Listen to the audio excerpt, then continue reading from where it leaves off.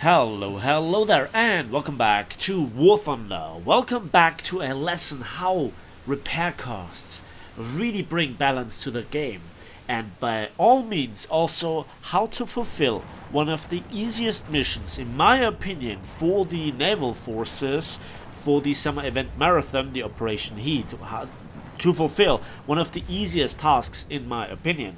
I am obviously in my Russian river patrol boats, the perfect 3.0 lineup, and we have the MBK Project 186 MK85 as our premiums, but I don't want to ruin its KD. I am such a KD whore in it. Then there is also the tech tree one, the MBK Project 186, one of the few times that I actually played it. Gaijin also gifted me a talisman on it. I'm not kidding. And that already has a repair cost of 15,000. And then there is obviously the Soviet battle cruiser, that is the MBK 161 1944 series. So I loved how they look, I really do, and they really are cool to play at times.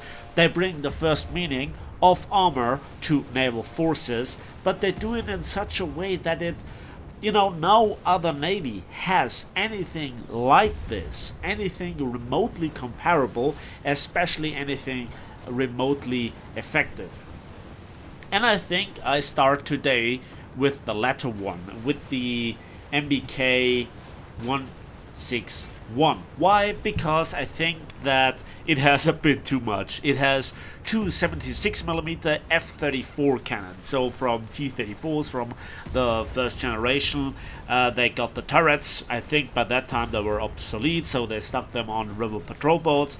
Then two 45mm 21K cannons, and they are also ridiculous. The kind of ammunition that they get for their caliber is just insane. Not just do you have two different flavors of HE with 57 grams of TNT or 181, where the single shot costs you one silver line. I know. Then also APAG, and then also base use HE with 114 grams of TNT.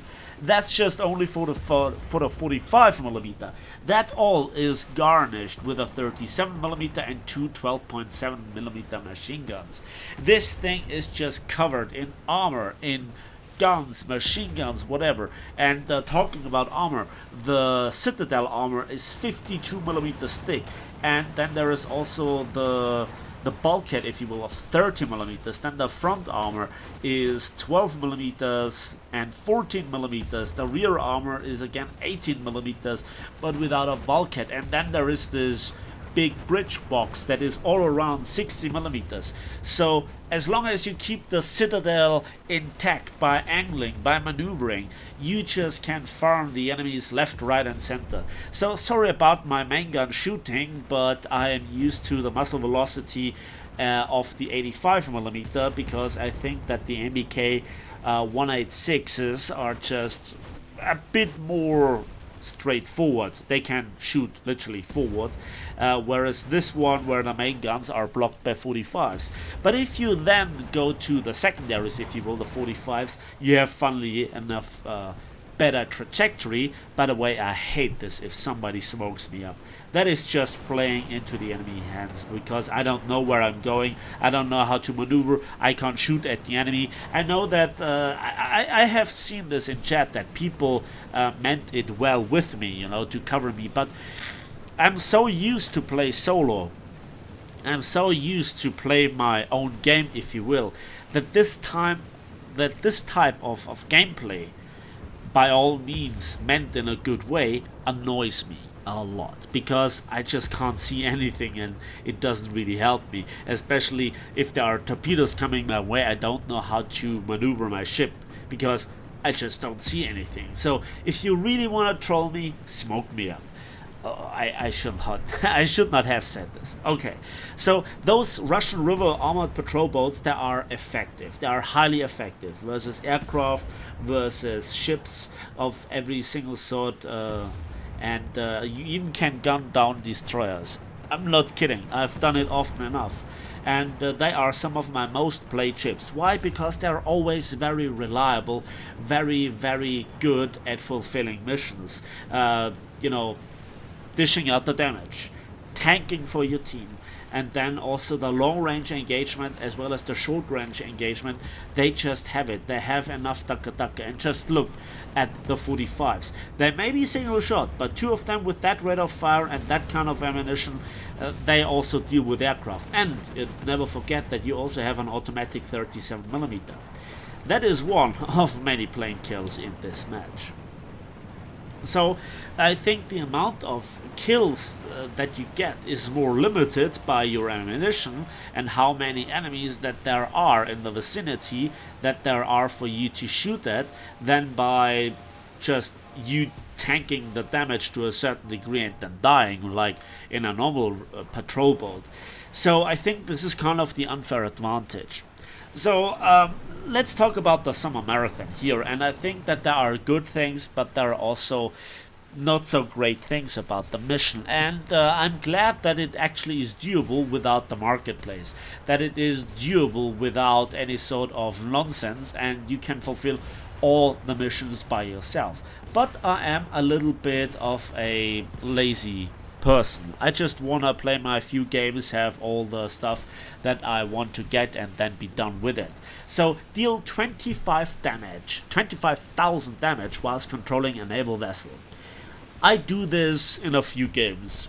In a very good game, I can deal easily 15,000 damage. I'm not exaggerating, but therefore obviously I need the equivalent amount of ships to shoot. So that depends then also a little bit on the map and the matchmaking. But it is doable. There is not really that much pressure. So that is 1 out of 5 and 1 out of 3 that we have to fulfill.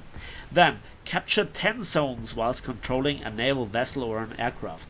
That takes way too long, and not every nation has their float planes. Look at the Germans, they either have event or premium ones, but none in the tech tree.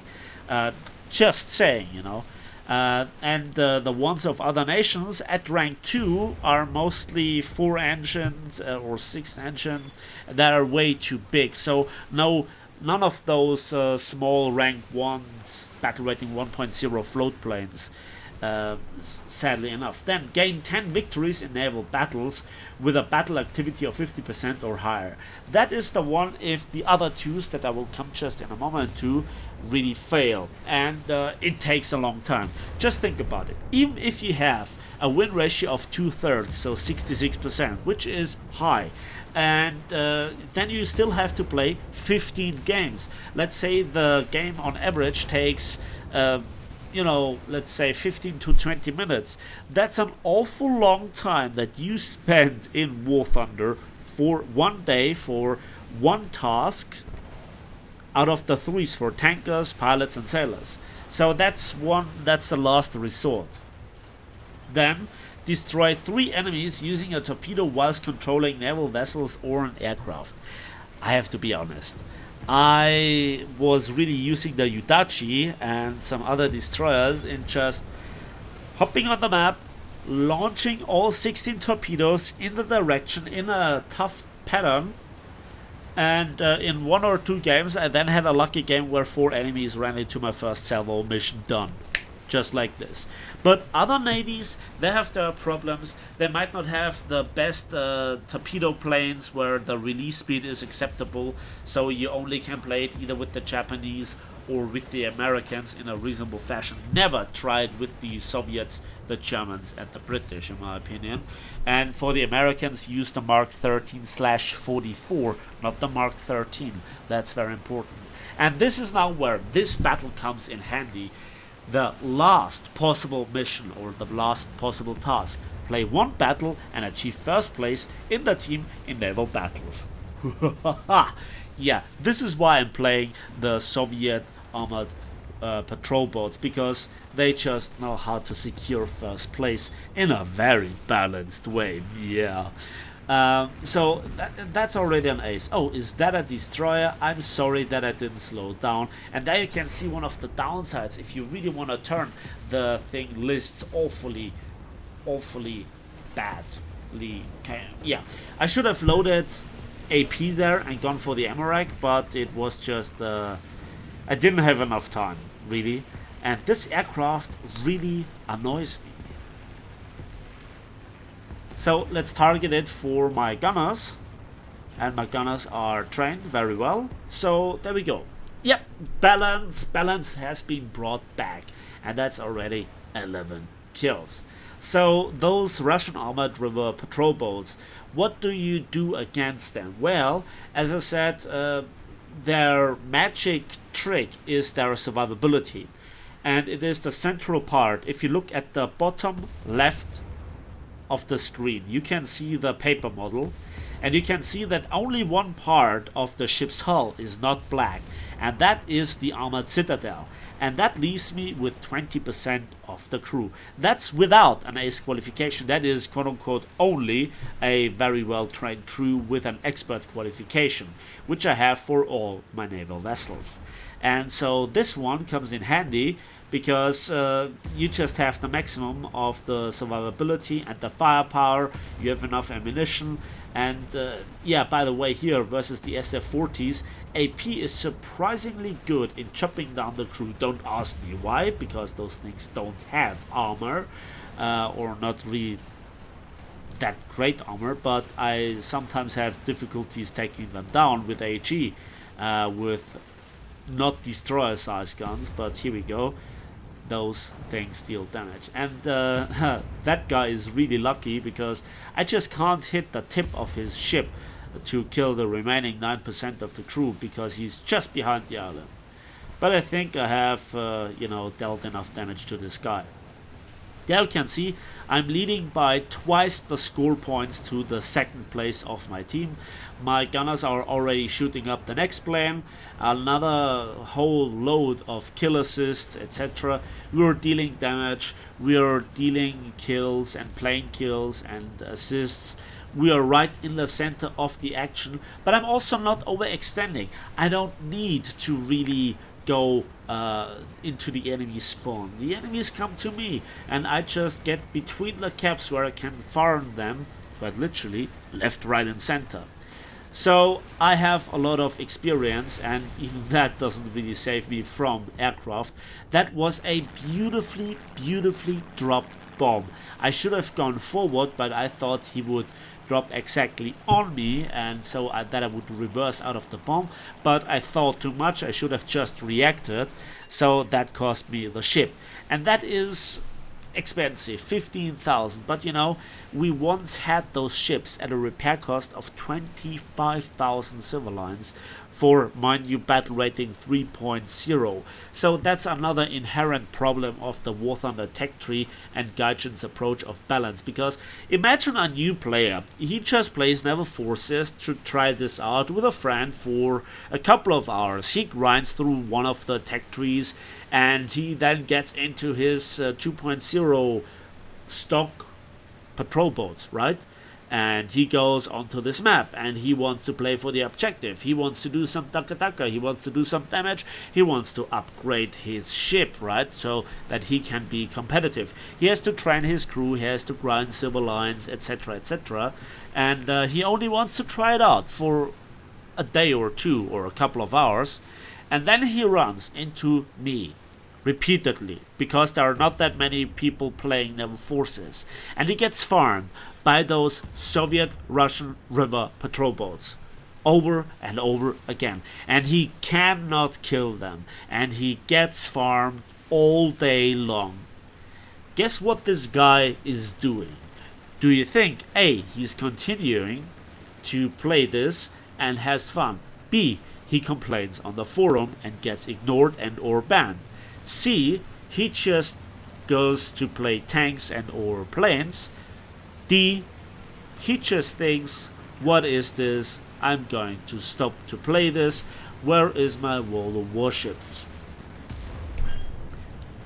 Let me answer this, you know what? Answer me that question in the comment section. I am really happy about this to know this from you. So here we are then in the tech tree one, and I think that 12 kills, a plane A, 7 kills versus ships, a lot of assists, etc., that this was a good battle.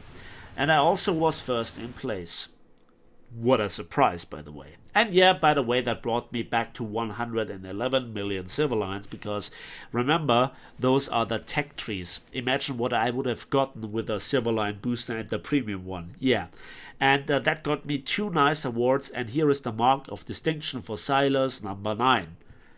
Good job right there. By the way, that footage was almost scrapped because it was not good enough, but I thought I'd show it you anyway. That's it for me today, so thanks for watching, thanks for listening, I hope you enjoyed this video. Please give it a like if you did, subscribe if you want to see more, and we'll see each other on the battlefields, in the skies, and on the waves of War Thunder.